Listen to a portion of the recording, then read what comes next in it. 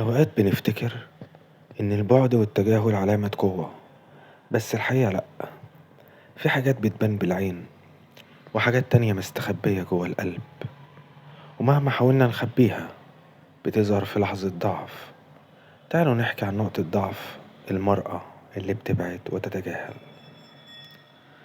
الواحدة ساعات بتبعد مش عشان مش بتحب، بالعكس، ساعات بتعمل كده عشان تثبت لنفسها إنها تقدر تعيش من غيرك، أو عشان ترد كرامتها، أو حتى عشان تجرب تختبرك وتشوف رد فعلك.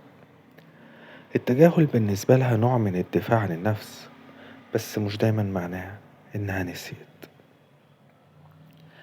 مهما الواحدة حاولت تبعد، في تفاصيل صغيرة بتفضل عايشة معاها.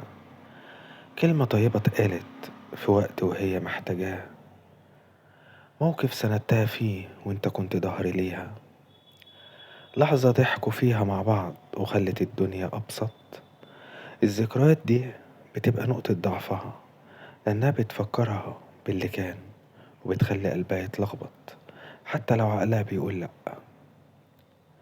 يمكن ما تشوفش الواحدة تعيط قدامك أو تبين إنها متأثرة، بس ممكن تبص على صورك بالليل، أو تدخل تشوف حساباتك من غير ما تعرف، أو حتى تسأل عنك بطريقة غير مباشرة.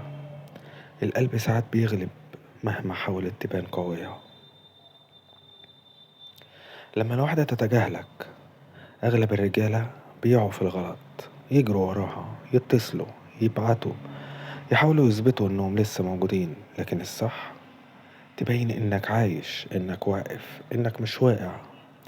لأن اللحظة اللي هي تلاقيك مكمل عادي من غيرها، هتحس إنك مشاعرك أعمق من إنها تتعلم، من إنها تتلعب بيها.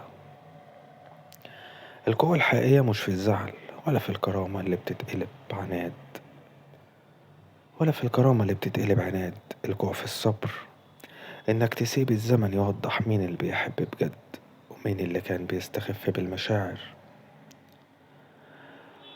ساعات بعد كل ده ممكن تلاقيها بترجع بكلمة، برسالة صغيرة، أو حتى بلمحة، وده بيكون اعتراف غير مباشر إنها مهما حاولت تتجاهلك، أنت كنت وما زلت نقطة ضعفها.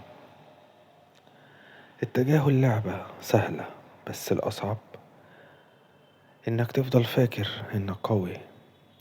المرأة اللي بتحاول تبان قوية دايما بيكون عندها نقطة ضعف، وممكن تكون أنت. بس السؤال الحقيقي، أنت هتفضل مستني ولا هتختار تكمل حياتك وتسيبها هي اللي ترجع تفكر؟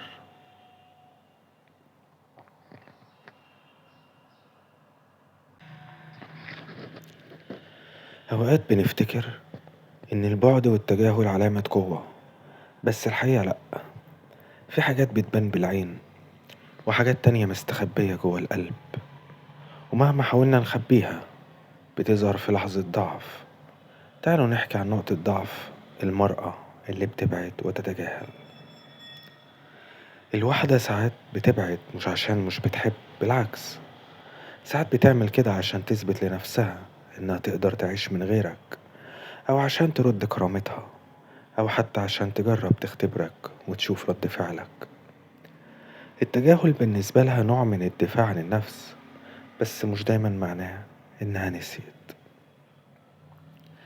مهما الواحدة حاولت تبعد، في تفاصيل صغيرة بتفضل عايشة معاها. كلمة طيبة اتقالت في وقت وهي محتاجاه، موقف سندتها فيه وانت كنت ظهري ليها، لحظة ضحكوا فيها مع بعض وخلت الدنيا أبسط. الذكريات دي بتبقى نقطة ضعفها، لأنها بتفكرها باللي كان وبتخلي قلبها يتلخبط حتى لو عقلها بيقول لأ. يمكن ما تشوفش الواحدة تعيط قدامك أو تبين إنها متأثرة، بس ممكن تبص على صورك بالليل، أو تدخل تشوف حساباتك من غير ما تعرف، أو حتى تسأل عنك بطريقة غير مباشرة. القلب ساعات بيغلب مهما حاولت تبان قوية. لما الواحدة تتجاهلك، أغلب الرجالة بيقعوا في الغلط، يجروا وراها، يتصلوا، يبعتوا، يحاولوا يثبتوا إنهم لسه موجودين، لكن الصح تبين إنك عايش، إنك واقف، إنك مش واقع. لأن اللحظة اللي هي تلاقيك مكمل عادي من غيرها، هتحس إنك مشاعرك أعمق من إنها تتعلم، من إنها تتلعب بيها. القوة الحقيقية مش في الزعل، ولا في الكرامة اللي بتتقلب عناد، ولا في الكرامة اللي بتتقلب عناد. القوة في الصبر، إنك تسيب الزمن يوضح مين اللي بيحب بجد، ومين اللي كان بيستخف بالمشاعر. ساعات بعد كل ده ممكن تلاقيها بترجع بكلمة، برسالة صغيرة، أو حتى بلمحة، وده بيكون اعتراف غير مباشر إنها مهما حاولت تتجاهلك، أنت كنت وما زلت نقطة ضعفها. التجاهل لعبة سهلة، بس الأصعب إنك تفضل فاكر إنك قوي. المرأة اللي بتحاول تبان قوية دايما بيكون عندها نقطة ضعف، وممكن تكون أنت.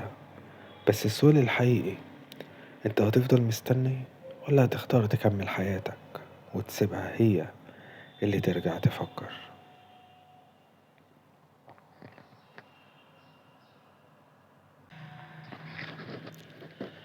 أوقات بنفتكر إن البعد والتجاهل علامة قوة، بس الحقيقة لأ. في حاجات بتبان بالعين، وحاجات تانية مستخبية جوه القلب، ومهما حاولنا نخبيها بتظهر في لحظة ضعف. تعالوا نحكي عن نقطة ضعف المرأة اللي بتبعد وتتجاهل. الواحدة ساعات بتبعد مش عشان مش بتحب، بالعكس، ساعات بتعمل كده عشان تثبت لنفسها إنها تقدر تعيش من غيرك، أو عشان ترد كرامتها، أو حتى عشان تجرب تختبرك وتشوف رد فعلك. التجاهل بالنسبة لها نوع من الدفاع عن النفس، بس مش دايما معناه إنها نسيت. مهما الواحدة حاولت تبعد، في تفاصيل صغيرة بتفضل عايشة معاها. كلمة طيبة اتقالت في وقت وهي محتاجاه، موقف سندتها فيه وانت كنت ظهري ليها، لحظة ضحكوا فيها مع بعض وخلت الدنيا أبسط. الذكريات دي بتبقى نقطة ضعفها، لأنها بتفكرها باللي كان، وبتخلي قلبها يتلخبط حتى لو عقلها بيقول لأ. يمكن ما تشوفش الواحدة تعيط قدامك أو تبين إنها متأثرة، بس ممكن تبص على صورك بالليل، أو تدخل تشوف حساباتك من غير ما تعرف، أو حتى تسأل عنك بطريقة غير مباشرة. القلب ساعات بيغلب مهما حاولت تبان قوية.